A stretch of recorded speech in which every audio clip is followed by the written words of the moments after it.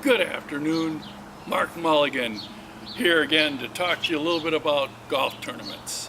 I mentioned to you last time that I would give you a little visit and some discussion about golf tournaments and should you do one or should you not do them, what's the good features of them, what's the bad features of them, and kind of just walk through some of that stuff with you. I've done many golf tournaments, and some have been good and some have been very bad and died right away. So I think I can give you some good ideas on what to do and not to do when you're considering or if you're continuing to host a golf event.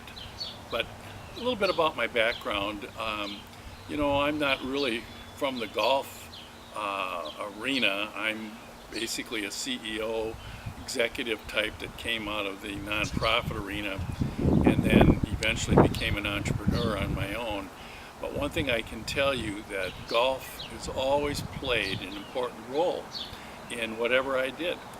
The story goes where I was going to college and was working a part-time job, and every day about 1 o'clock, the two boys that worked for their dad always asked me to work for them so they could take off and go golfing.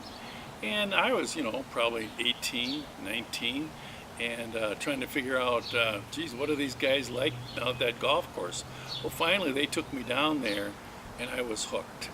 And so I ended up, of course, going to college and graduating, and didn't get a job right away. I had a business degree, but it took a little while, and so I started going golfing every day.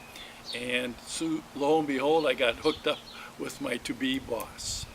And we loved golf, and he hired me, and I was there over 20 years with that wonderful gentleman, rest his peace. And so now,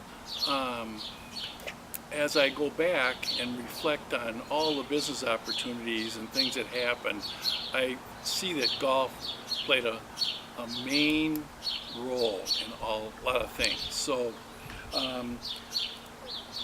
one of the things that got me started into the golf event business was I was working as a nonprofit exec, and we had a board of directors, of course, that many of them were members of their country club. And they were hosting a golf event that was going nowhere. And the people that were running it kind of had run out of steam. They didn't have any passion. And so they actually came to us and said, look, would you like to maybe be the benefiting charity of this golf tournament? And it was a state open golf tournament. It happened to be a pro-am. So we had these young kids coming in. It was kind of a minor league pro-am, and they came and were trying to find a place to get some practice so they could try to make the tour. Tom Lehman and all kinds of some of the pros, the Byram boys, they played in it. I can name all kinds, Bob Eakes, even some of the senior tour guys came up and played in our golf event. And so anyway, we said, sure, we'll manage it, we'll help you with that. And I took over.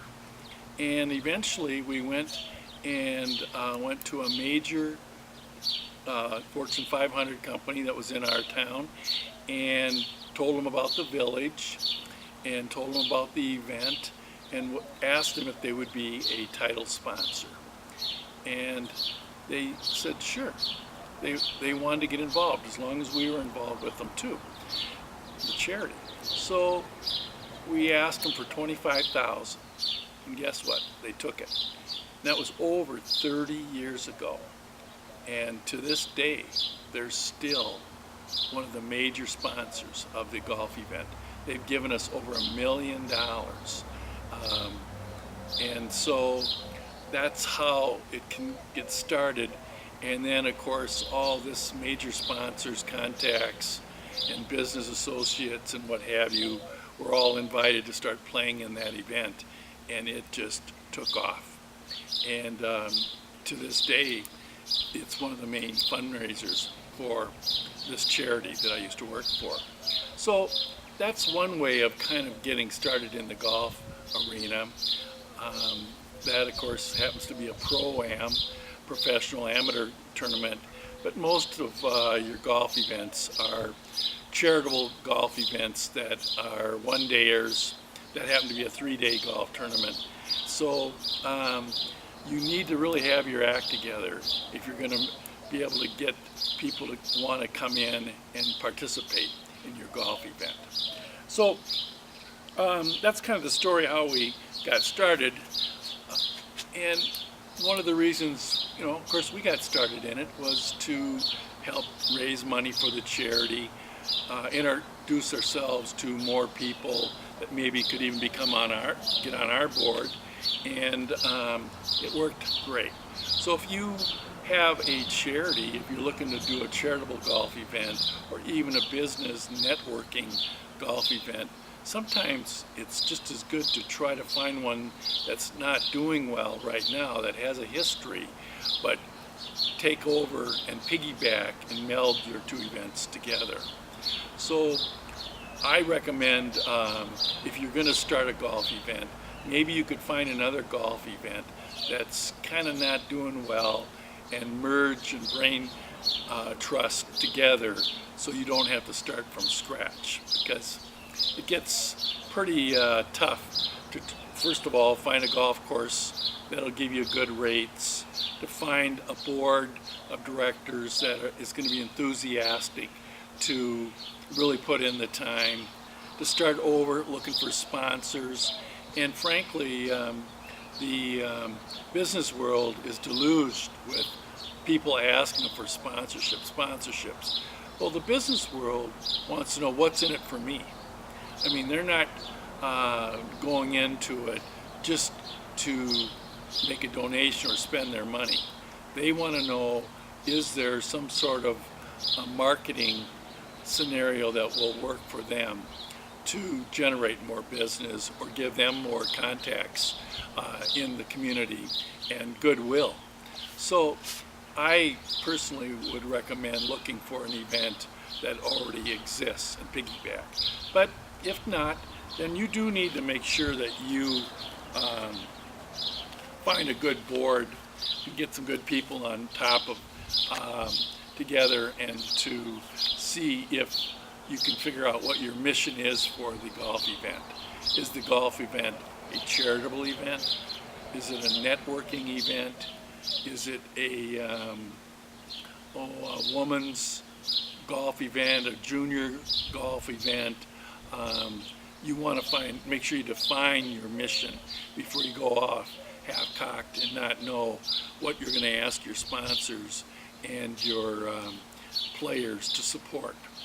So you want to plan that. You also want to make sure that you're planning it so that it's at the right time of the year, and that you can even get the golf course that you think will generate some interest from players and sponsors. So you have to plan that part of it.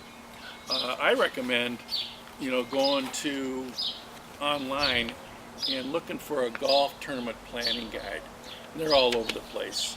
I even still use this sometimes when I do events now. And it kind of reminds me of what we have to do and everything. And of course, you'd start out with what's your basic information for the golf event, what's the tournament date, the course, the tournament title, the format, what kind of golf event are you going to have, and some goals, what kind of money are you going to try to make the first year, and how many people you think you can get involved with. Also, if you're going to make it a charitable event, try to determine a charity that you want to get involved with that is congruent with your business's values and that kind of thing. So certainly those are some things that you want to start out with. So as we get on and you start looking at doing your golf event, and you're starting to go out and ask businesses for money and this sort of thing, most of the time people give to people. So when you get your committee together, if your committee is unwilling to go out and ask their friends and their business colleagues to participate, then you may need to get a different committee, because it's just like the fundraising pyramid. And you've probably all seen the fundraising pyramid, and it really starts at the base where your employees and your customers, or your people that benefit from your services, they are the people you go to first to see if they will help support your event. And then you work your way up, and from there you may go into people that have supported golf tournaments before, or you might even go to find this title sponsor right away. And getting to that, sometimes it might be in your best interest, before you even talk about starting your golf event or participating in another one, see if you can't get that title sponsor right away, because it does a lot of things. First off, it pays for your overhead right up front. So in our situation, we were able to get this $25,000, and we had all our expenses covered. So all shirts, advertising, the golf course rental, different things like that, we had them covered. So everything that we got, even green fees that came in from the players, that was our profit then. So I would highly recommend trying to figure out, okay, if my budget's $10,000 this year for the first year, try to find a couple $5,000 co-sponsors first before you start that. So, but golf events are really, really neat. As I mentioned, I've done a lot of them, and not only did I do that one, but then when I got into more and more business relationships, traveling, I ran many annual meetings where we would go to different cities, and people would come in earlier, and in order to really get a chance to meet people and get to know them, we had a little golf event, and we'd create a little fundraiser for an education fund or what have you. And it just was fantastic.